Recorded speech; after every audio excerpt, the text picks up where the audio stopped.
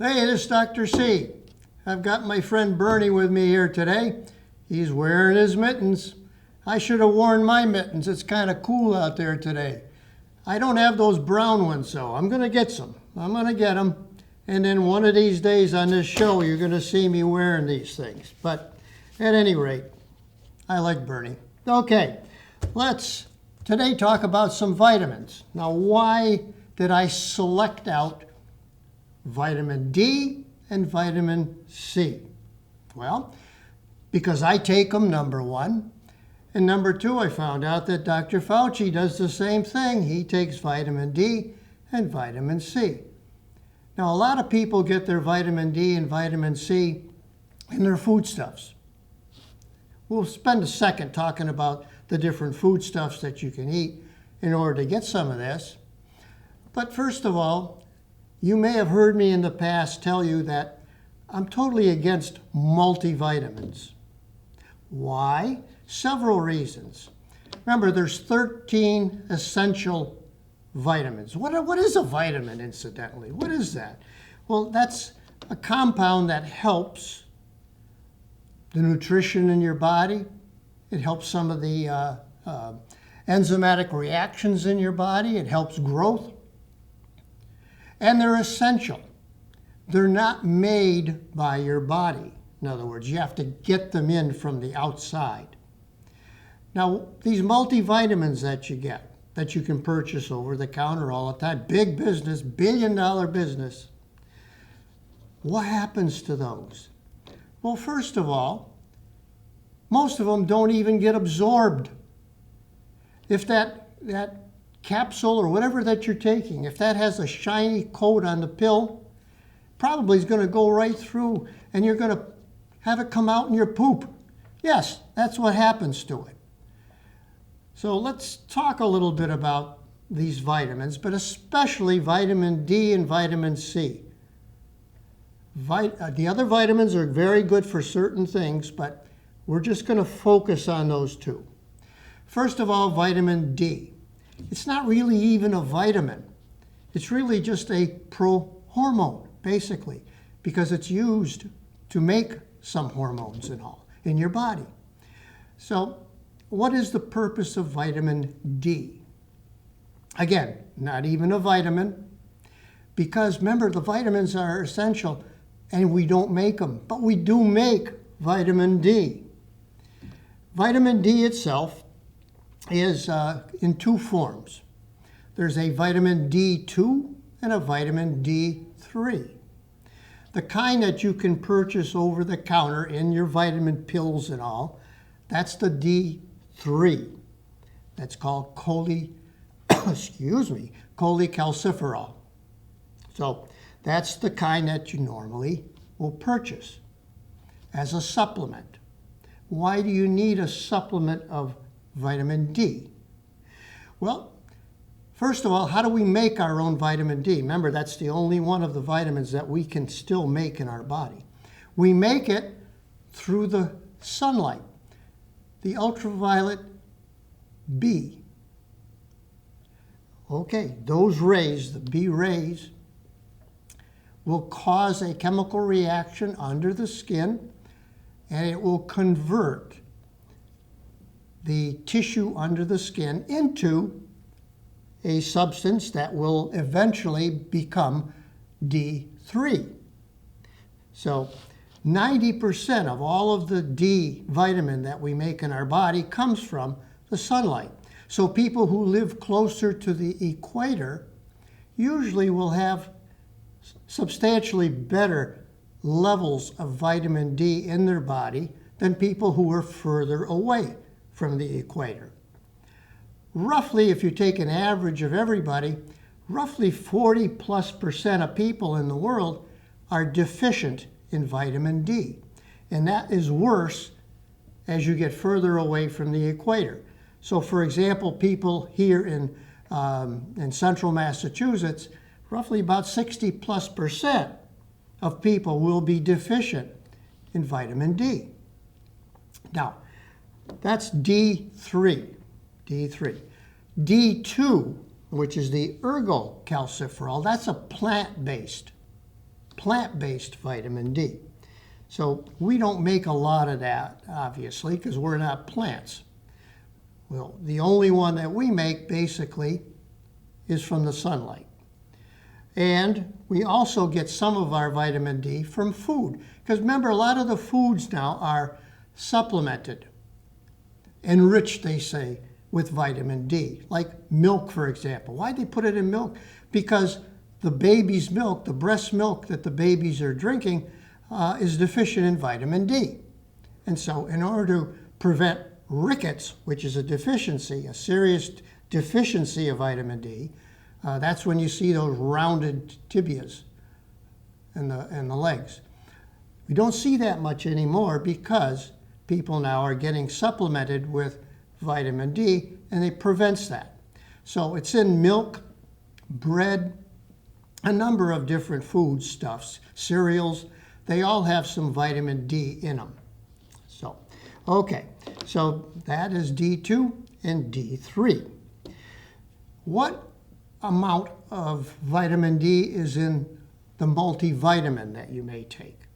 Well, I want to mention for a moment a little bit about how do you measure the vitamin D, because there's a lot of confusion in our minds because of the confusion created by the chemists and the manufacturers who put this stuff in. You'll see vitamin D in a quantity, say, international units, IU, international units. Okay. But then you see another product will have milligrams. Well, okay. Maybe another product will have millimoles. Okay. Another one, if you get a blood test, it gives you the result in nanograms. What is a nanogram, for Christ's sakes? So you got all these different terms, and how do you equate them all? How do you know if you're badly deficient or not? Whatever. So let me explain a little bit. An international unit of vitamin D, first of all. International unit. 1 international unit equals 0.025 milligrams. I'm sorry, micrograms. So 1 international unit equals 0.025 micrograms, which is a millionth of a gram. Okay? When you see the term nanogram, which is how they report out your blood test, that's a billionth of a gram. So you see that nano on there, you know that that's a billionth. Micro is a millionth. Okay, very good. So far, so good.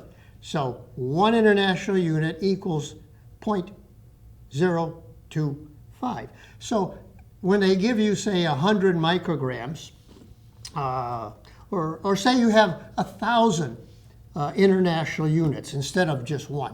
1,000 international units equals 25 micrograms. Simple, very simple. You would think that they would get their act together and make it simple for people. But, you know, there's no oversee. Nobody oversees the companies that produce these things, even though the FDA is supposed to. Okay, so I hope that clarifies a little bit about the micrograms and international units. Okay, talk about the dosages now. How much should we take in per day? That's going to depend on, are you deficient in vitamin D or not? Well, you can get a blood test. Okay? The blood test itself measures, and it comes out in terms of nanograms per ml. So that's going to be a billionth. That'll be a billionth of the grams. Okay? So the blood test itself will be measuring a thing called 25 vitamin D. Now, when you take in some of that D2, if you're eating the ergocalciferol from the plants, or if you're taking it in terms of, or say you get in the sunlight. Say you get in the sunlight. And that sunlight, the ultraviolet B, begins to convert the tissue under the skin, and it gets into the bloodstream. These are prohormones, remember, prohormones. Gets into the bloodstream, and it gets converted. It gets converted in the liver, and then it gets converted in the kidney, and you have the active form of vitamin D. What the blood test does, it measures that first conversion after the liver. So after the ultraviolet changes the cholesterol under the skin, you develop then this 25-hydroxy vitamin D. That's the thing that's measured. Okay. If you're deficient, you may have to take a lot more vitamin D to get back up to normal levels again. Now, I have a normal level. So I take 1,000 international units or 25 micrograms a day. 25. Okay. But if you're deficient, you may have to take more. You may have to take 2,000, maybe even 5,000 a day until you get your blood level up where it should be, normal range. Then you can back off and take just 1,000 international units or 25 micrograms a day. So, how much do you need? Infants need 400 international units. Because remember, breast milk does not have vitamin D. As you get older, as adults, so between maybe the age of 5 or 6 and 65, you should take 600 international units a day. Once you hit over 75, you should take 800 international units a day. So I take 1,000 because my level is okay, and so I take 1,000. That's what I would recommend. Get your blood test first to see how much you should really have. Okay. What are the advantages? What are the benefits of taking vitamin D? Well, remember, vitamin D helps with the absorption of calcium and magnesium and phosphate in your gut. That's the major effect that it has. And so it helps you to absorb the calcium that's in your diet. Good. That's one major benefit. Now let's say that you're deficient in vitamin D. How else would you get your calcium? You're not absorbing it as well. Well, then there's a little gland up here in your neck called a parathyroid gland. That parathyroid gland begins to get the calcium in your bones to leach out. So it thins the bone a little. And that in adults, as opposed to kids, kids may get rickets. If you're deficient in vitamin D, you may be prone to osteopenia, which is a thinning of the bones. And that's a result of the parathyroid hormone becoming a little more active in the body and causing resorption of the bone. Now let's say you have excessive amounts of vitamin D. Should be just the opposite. You should get excessive amounts. But unfortunately, or fortunately, we don't see a lot of excessive or toxic amounts of vitamin D out there. So is there a high limit as to how much you should take? I would say 5,000 would be probably the limit you should take. Don't push it. Mega vitamin doses are not the best thing in the world. Okay. So that's number one, absorption of calcium, magnesium, and phosphate. What other benefits? Well, it benefits collagen formation. Now, what's collagen? Collagen is the protein that's in and under the skin.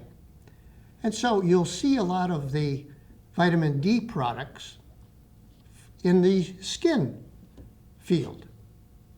So it helps. Do you absorb it through the skin? Maybe a tiny bit, but they put it in there anyway. It looks good on paper, right? Okay. So, but it does. It does help in the development of collagen. And collagen will give your skin a little more thin. It won't thin it out. It'll thicken it just a little bit. Collagen. Remember, there's a lot of collagen out there in those products for face and skin. That collagen isn't absorbed very well. So you're spending a lot of money and wasting a lot of it. Okay. So vitamin D does improve the skin tone. What else does it do? It helps in the absorption of iron. And so people who have a normal amount of vitamin D will absorb their iron a little better. People who are deficient may get iron deficient as well. So it does that as well. It also helps the immune system. Now, we're learning all about the immune system all the time, especially now in this era of COVID. I have never read so many articles on the immune system as I have in the last year, because now there's a resurgence of immune system biology now. People are learning more and more about that immune system.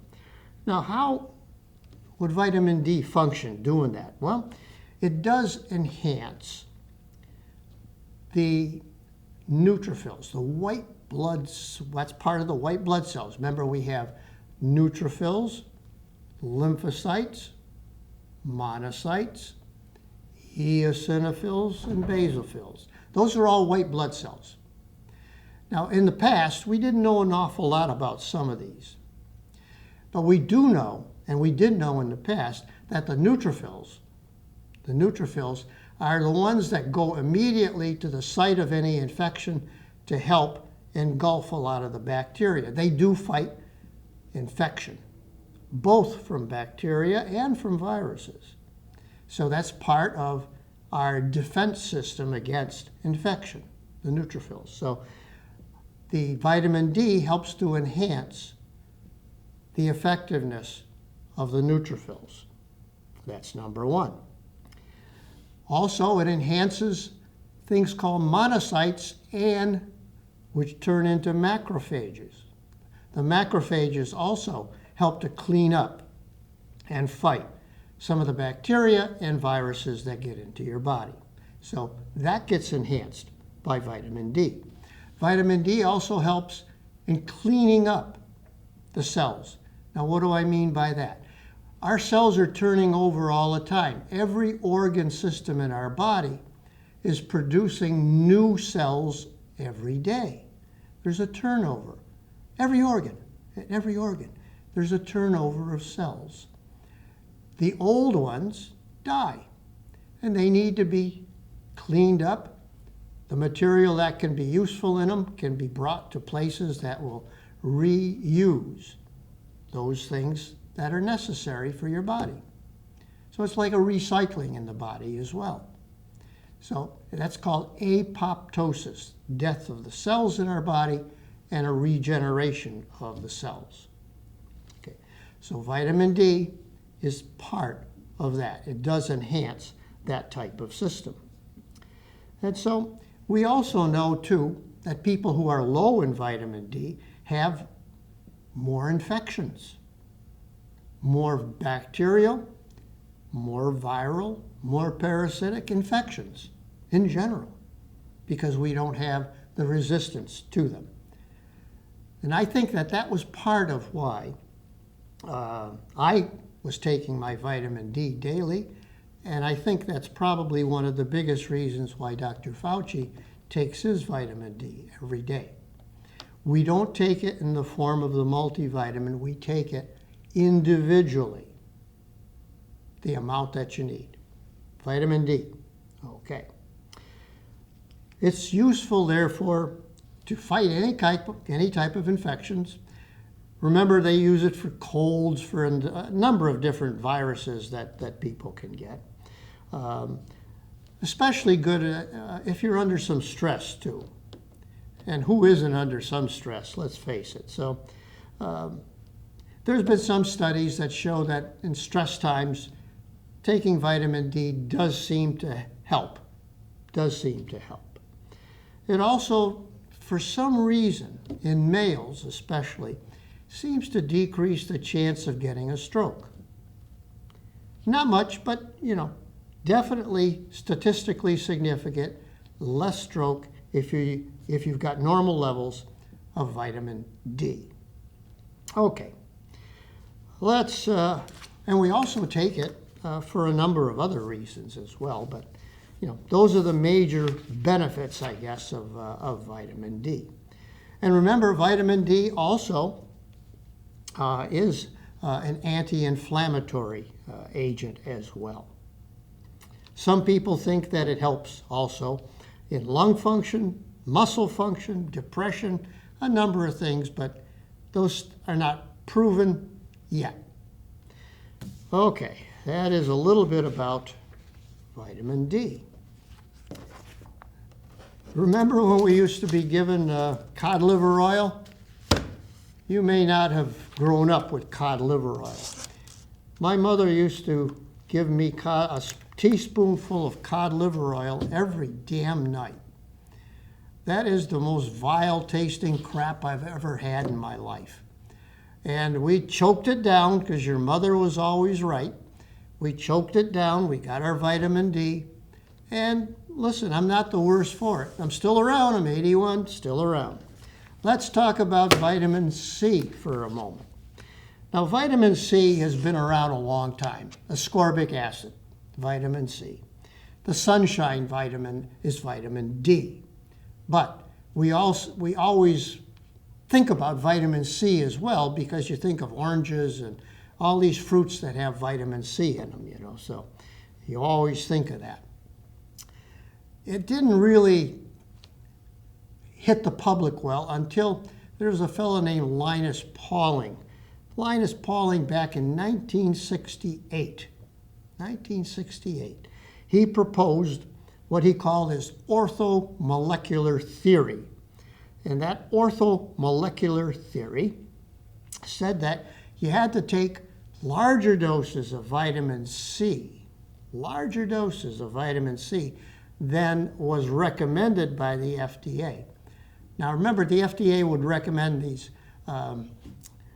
minimum doses, basically, that you have to have.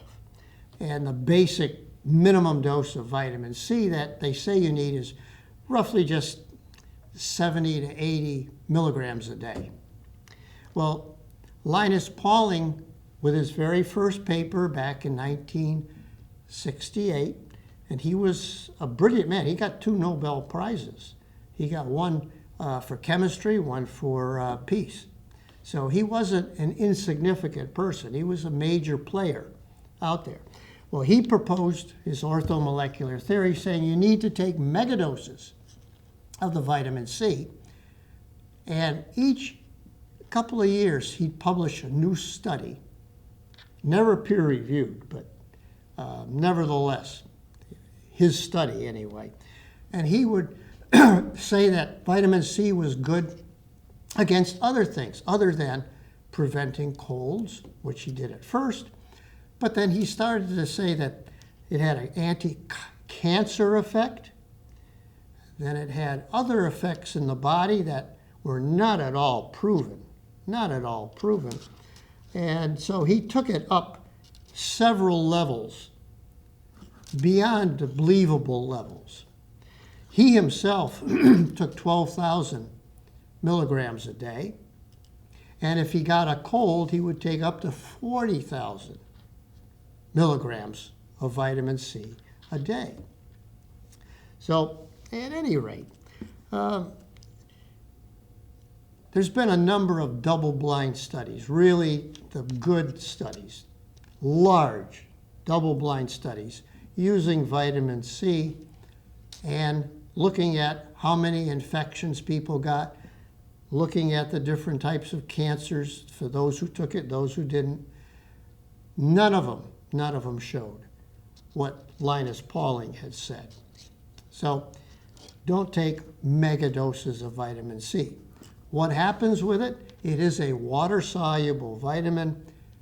What you don't absorb, you pee it right out. So it's all in the urine. You will be able to function very well, have great, in fact, it clears some of the urine. We used to give vitamin C to people as a supplement, sort of like people who drink cranberry juice. It helps to clear the urine as well because it acidifies the urine. And so that seems to help. So, okay. At any rate, what does vitamin C do? Well, it is an antioxidant, no question. It is a good antioxidant. Just like vitamin D is an anti-inflammatory, it is an antioxidant. And remember, oxygen itself, you need oxygen. You breathe oxygen, you need it. But oxygen itself can cause some discrepancies in the body as well. It can lead to electron transfers at the cellular level in the body and radicals. These radicals that can happen, and if the free radicals happen, it can damage the cell. So oxygen, most of the time, is great for you. You need it, but it can have a downside as well. So that's why you need antioxidants to fight some of these free radicals. And so that's what we use it for. We use it for that. Okay. What else can it do? Well, vitamin C also helps collagen formation too. And so you'll see that in a lot of the skin preps that are out on the market as well. And it also does help with the immune system as well, exactly the way that vitamin D helps with the immune system as well. And so that's a little bit about vitamin C. I take 500 milligrams a day. How much should you take? I wouldn't go over 500 milligrams. I wouldn't argue with you if you took 1,000 milligrams at all. Not going to hurt you at all. And like I said, you're probably only going to absorb 100 milligrams or so, but I take 500. And I believe so does Dr. Fauci. So those two vitamins, vitamin D and vitamin C, those are the proper doses, and I would take that rather than taking a multivitamin. The only people who need a multivitamin are those who have absorption problems, people with Crohn's disease, people with ulcerative colitis. Those people don't absorb stuff very well at all. So they need to take a multivitamin. You don't. Okay, this is Dr. C. Nice talking to you again. Bernie and I say hello, and have a good day.